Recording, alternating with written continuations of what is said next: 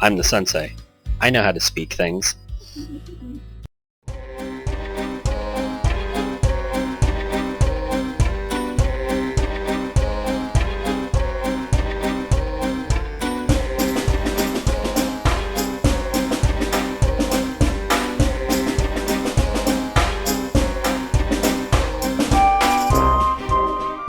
Let's carry on. So, last episode we just beat Pubaga in a game of Super Stomp Sisters. And I'll assume everyone's going to be a little bit impressed. I am recording. Oh yeah, welcome back to another installment of Asagao Academy. I'm your host, sensei-pong.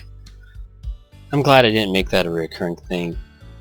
Going such a pang, because I could see that such a pang. I could see that being a little bit annoying. Not gonna do it. I'm not gonna die. Anyways, yeah, I think that's what happened. Yeah, my match rolled around, but this time I was matched. I was against Jared, and this time I lost in only a few minutes.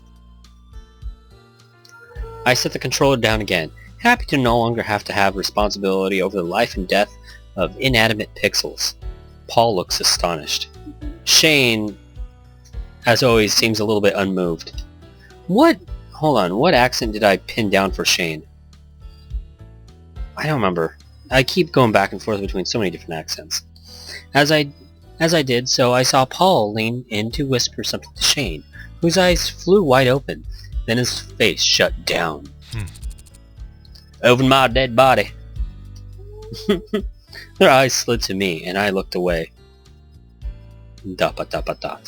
They were talking about me, weren't they?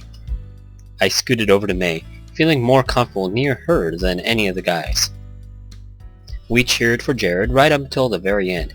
He lost to a supernaturally agile Shane, who was seemingly being fueled by the rage of 1,000 demonic toddlers. Everyone, that was a great round. It looks like we're in even better shape than last year.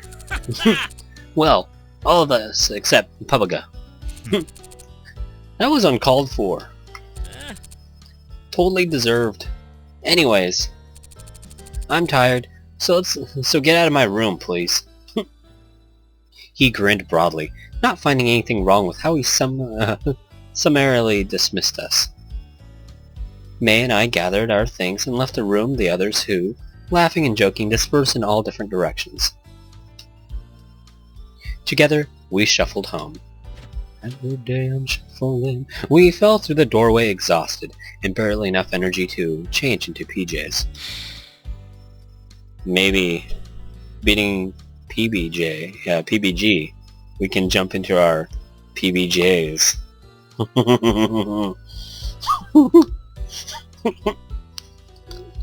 That one, it was baking for it. May leaped into her bed with a happy sigh. Oh, Hannah, I'm so glad you came to Asagao. As if this couldn't have happened without me here. May shoved her face into her pillow and emitted a muffled reply. Yeah, whatever you say. I fell onto my bed, staring at my rungs. It was like a Kenny moment there. I fell into my bed, staring at the rungs that kept May and her mattress from collapsing onto me, and something me to death in the night. Yay! That was really fun. Video games are fun, May. Oh, really? They should be. Really? She shuffled around on top of her bed. I would hope they are. I mean, I thought it was okay. It was passable. Don't know if I'd call it super fun or anything. Really? No? I loved it. She chuckled. Seems like you found your calling. Haha. I'm sure I have. Above me, May yawned. Let's just go to sleep. Let's go to sleep. I'm exhausted. Smiling, I got up and turned out the lights. Good night. Good night, Hannah. Good night, May. Good night, Freddy. Good night, Moon. As the chill weather of the early spring faded and warmth stretched across Asagao, I itched to go outside, with Satch's book in hand, I took the streets. Since many people realized how rare this moment was, most of the usual benches and grassy spots were taken. I kept walking until I came to the soccer field. There was a practice game being held, and Pubaga and his friend Jeff were running across the field. Being a skirmish, the bleachers were almost completely empty. Students scattered... Oh, for some reason this reminds me of Hatful Boyfriend and pudding. No, was it custard? I think it was pudding. But it looked like flan, so it was custard. Students scattered the shiny metal seats, but there was more than enough room for me. In one swift motion, practiced many times over in my life, I sat down, spun my backpack into the space next to me, and pulled out my book. I wasn't nearly done with it, and I wanted to see if I could finish it today. It was due a few days ago, so I was under pressure. At a pause in my reading, I looked up to watch Pubaga in the field. A shock of color at the base of the bleachers caught my eye. It looked like some kind of metallic candy wrapper, and pang of annoyance struck me. There was a trash can nearby. Why litter? Is this a Earth Day PSA? But as I jumped down to the steps of the bleacher and nearly slipped off one, it became clear that it wasn't trash. The colors changed, as the angle of the light did. It was an iridescent purple figurine, itty-bitty, and a kitty. Was it Gerard's? He was the only person I knew who collected them. I held it up to the nearest student, who shook his head. I was free for a while. Gerard was really into the IBK scene, so if it wasn't his, he'd probably know who it belonged to. One problem, I had no idea where his room was. Conveniently, at that moment, Pubaga ran off the field to get a drink.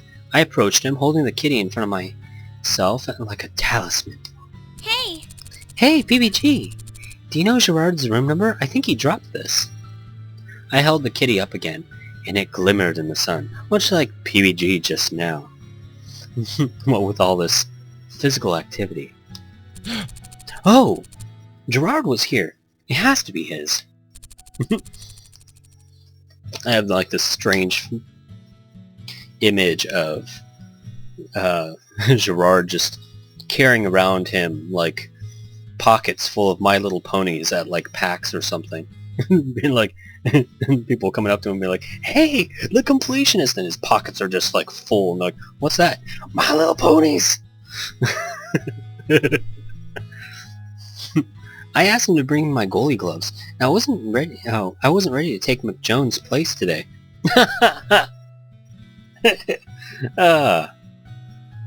Okay.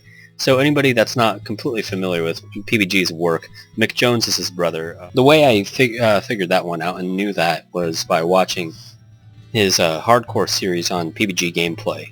McJones shows up like every single time. He's one of the reoccurring cast members of that series, along with Barry and Dean, which I believe Barry works with the Game Grumps. He's not one of the main Grumps, but he's like he helps edit and produce the videos. But anyways, yes, McJones. That's also where I stole the name for Muka with Professor Muka, because McJones is Professor McJones. Sorry, Muka. The truth is out now. Professor Muka is stolen straight from Professor McJones. That's why I call you Professor. But it worked out perfectly because he was Pokemon. His room is right across from mine. Oh, great! Thank you so much. More things that I stole from normal boots and hidden blocks. Hurry up, PBG! Pubaga groaned. It wasn't much of a break. See ya. Gotta go. Good luck. He took a big gulp from his water bottle, then poured the rest on his head and jumped back into the game. His teammates patted him on the back as he rejoined them. I placed the IBK into the uniform's Lilliputian pocket and headed to Bluebell. That's I've never heard that term. I know where it's from. It's from Gulliver's Travels with the people of Lilliput. So I'll assume the pocket's tiny. As I entered Bluebell House, a passing boy frowned at me. I was even allowed Was I even allowed to be in here by myself? I shook my head. There's no time to be afraid. Today, I had a mission. Just as PBG said, there was a door right across his room. I knocked and fished the IBK from my pocket. Shane answered the door, not at all pleased to see me. Hi, Shane. How are you? He was Gerard's roommate? Why, oh why was he Gerard's roommate? I tried to laugh to diffuse the situation, but it was weak. I felt like I was only making things worse. I didn't know what went on in Shane's mind. He looked at the IBK in my hands. Gerard should be back in a few minutes. Okay, I'll just wait in the common room. When he gets back, can you tell him to try to find me? I could read downstairs. Even if it took Gerard an hour to get back, I could keep myself occupied. Shane sighed and leaned against the doorframe. I could tell him, but it would be much easier for you if you wait in here. He put his hand out, gesturing me inside. Alright, thanks. I'm pretty sure I can tell which side is Gerard's. Sorry, I'm studying the scene. This is cool. Shane whoops. Did I miss a part?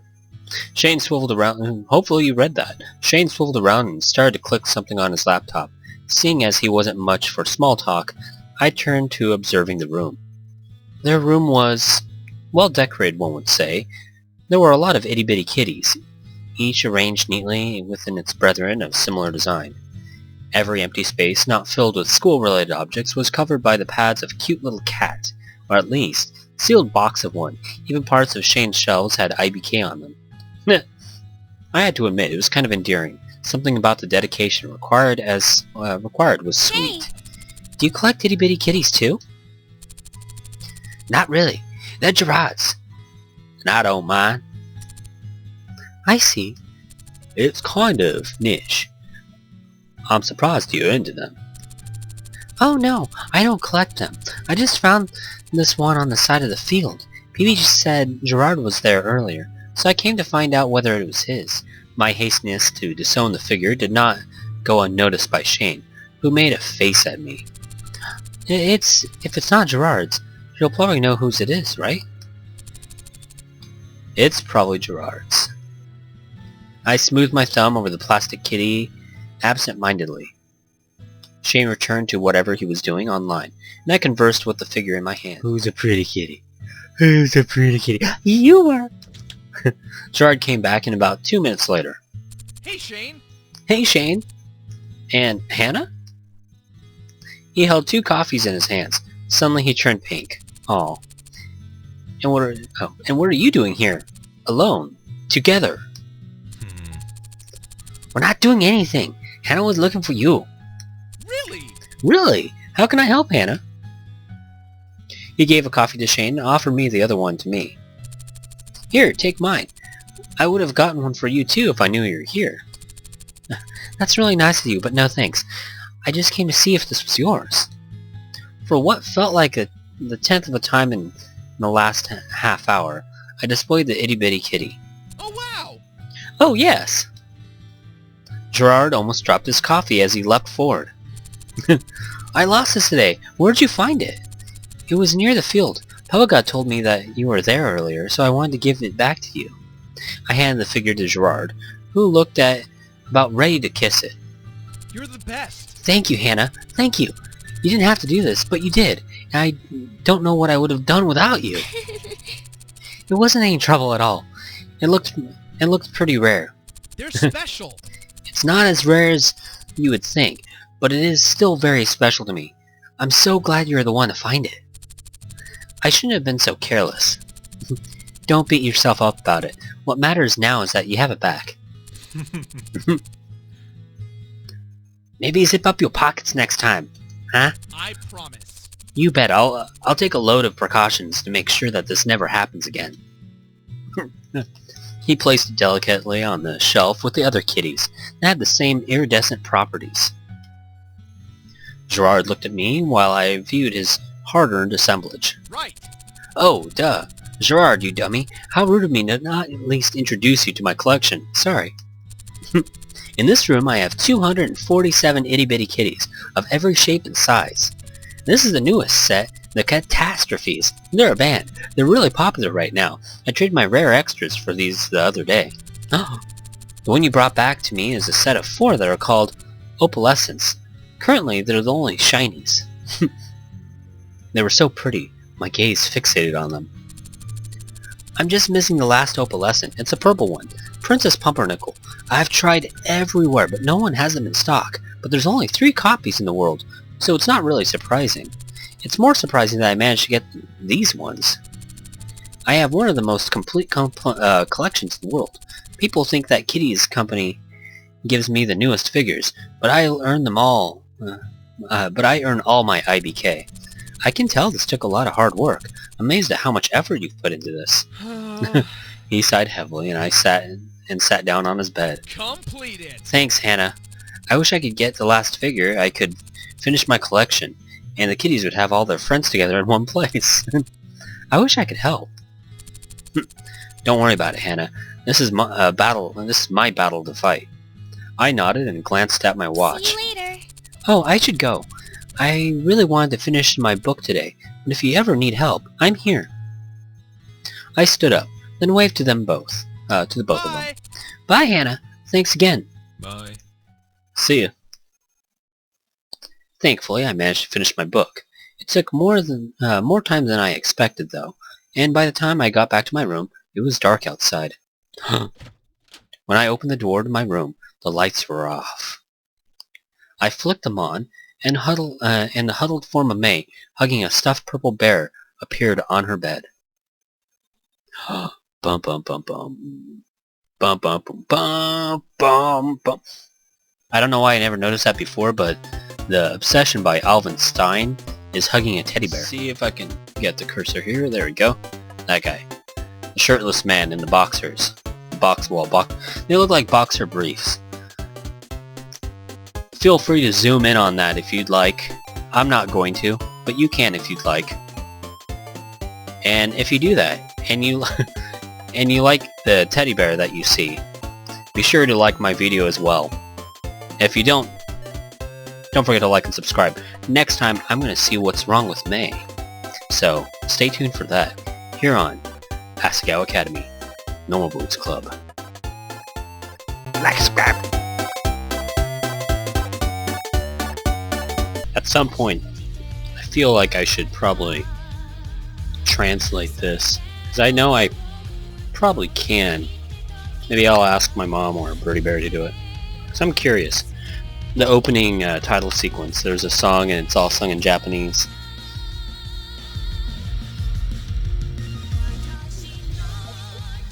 I can understand little bits of it, not exactly paying attention.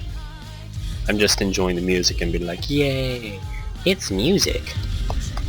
And it's in Japanese. Unless it's really oddly sounding Korean, then I'm completely wrong. Which doesn't sound anything like Japanese. But, you know, I could be wrong. It's not my first language. Yeah, but it's a language for another. Yeah. Yeah. I grew up with it, but it's not my first language. Though, because it's not my first language and people assume I can't speak it, it's always fun when I'm walking through town and someone is speaking Japanese. I'm like, oh, I kind of understand that. Eavesdropping. Like, you understand your mom every time she speaks? I understand 98% of everything my mom says. If she's speaking, the other 2% is when she's trying to speak English. Oh, My mom's not gonna watch this. Well, actually, no, that's not true. She might. but like, Not even my own mother watches my material. I think that's gonna be like the one time she actually comments on my YouTube channel. She's gonna be like, "Yes, I do listen to your stuff and watch your stuff." Yeah, well, Usually the way the conversation happens is that she speaks to me in Japanese and I reply in English.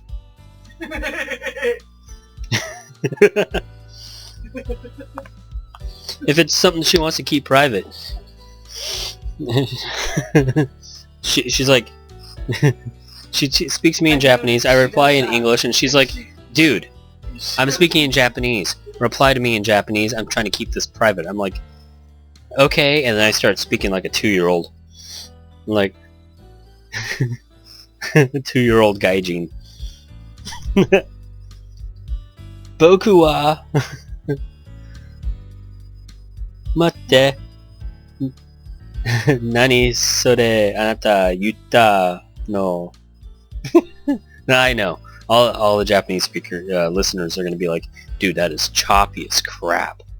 But I'm the sensei. I know how to speak things.